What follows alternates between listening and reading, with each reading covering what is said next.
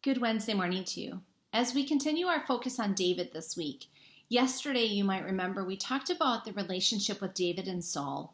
The reality is Saul was so jealous of David and the fact that God was with David that he couldn't see anything good and he hunted David.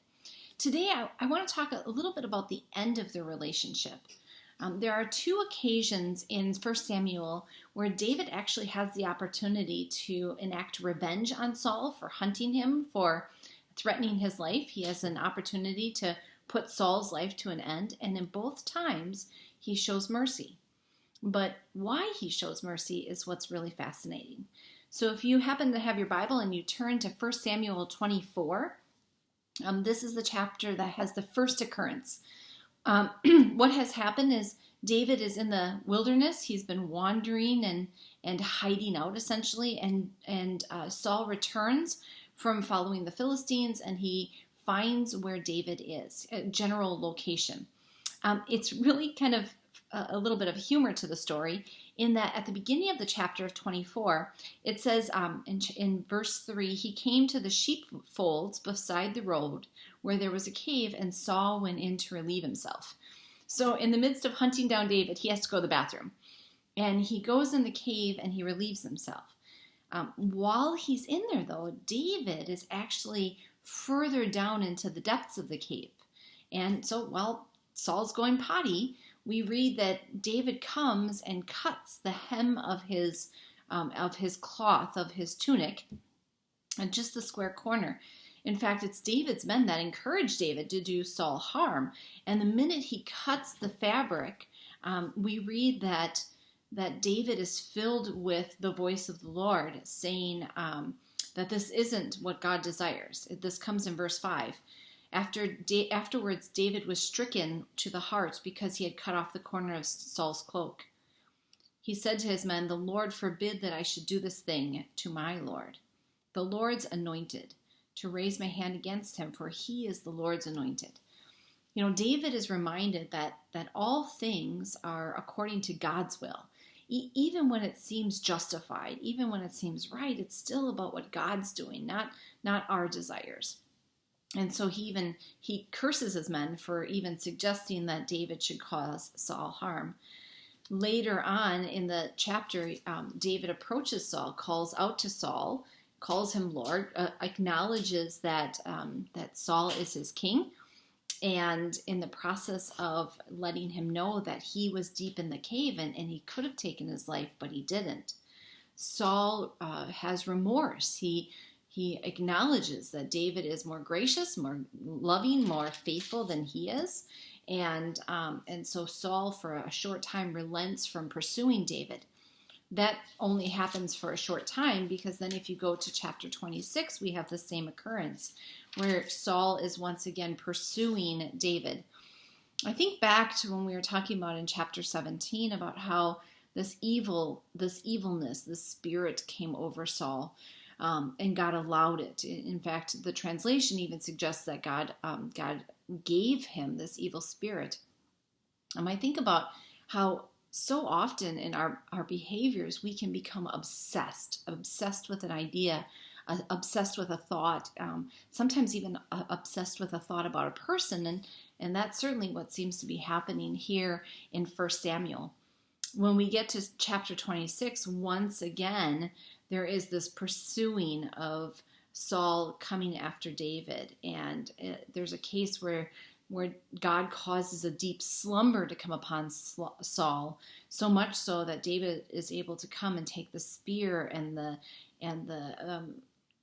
pottery that's real close to Saul and show that he was just right by him and he could have taken his life and he didn't. So in verse 17, we have this interaction once again. Saul recognized David's voice and said, "Is this your voice, my son David?" David said, "It is my voice, my Lord." And he added, "Why does my Lord pursue his servant? For what have I done? What guilt is in my hands?" And David, even though Saul is pursuing him and even though he could have taken revenge, he continues to turn it back. What am I doing to deserve this? What is the problem here? In verse 21 of chapter 26, Saul says once again, I have done wrong. Come back, my son David, for I will never harm you again, because my life was precious in your sight today. I have been a fool, and I have made a great mistake. And David gives the spear and says, let one of your young men come over.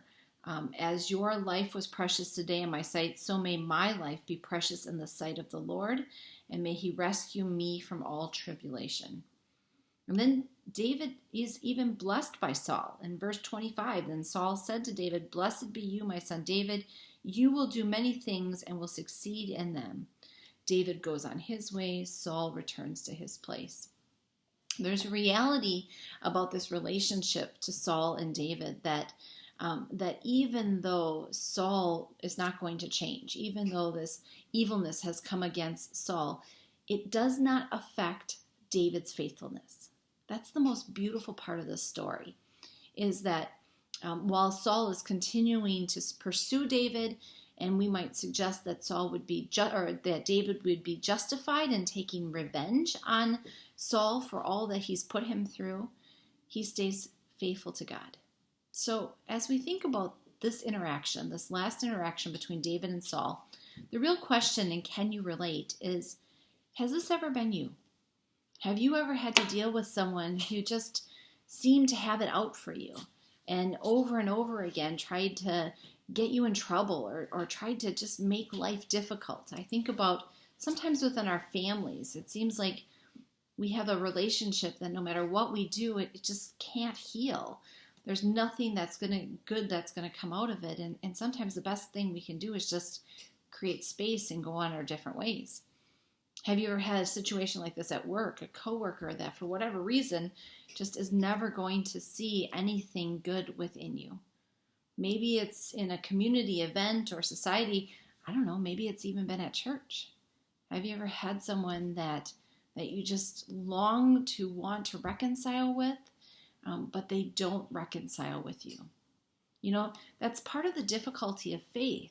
Even when God fills our hearts to know that reconciliation should occur, it really can't unless both parties come back to the middle, unless both parties agree.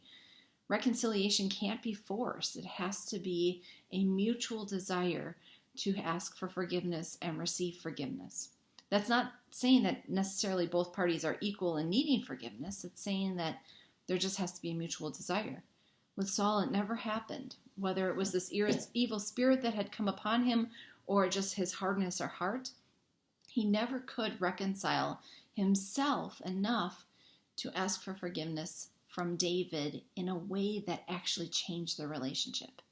He asked for forgiveness, but he continued to harbor this jealousy and this resentment, and even to the point of wanting to take his life. It's kind of a sad reality to the story of David and Saul. I imagine there could have been a greatness had Saul just remained faithful to God, if Saul would have even relented to what God was doing in David.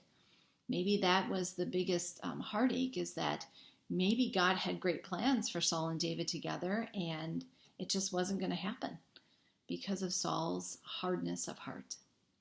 What's most important here is that David stayed faithful. And with that, whatever challenge you might be finding yourself, here we are the middle of the week.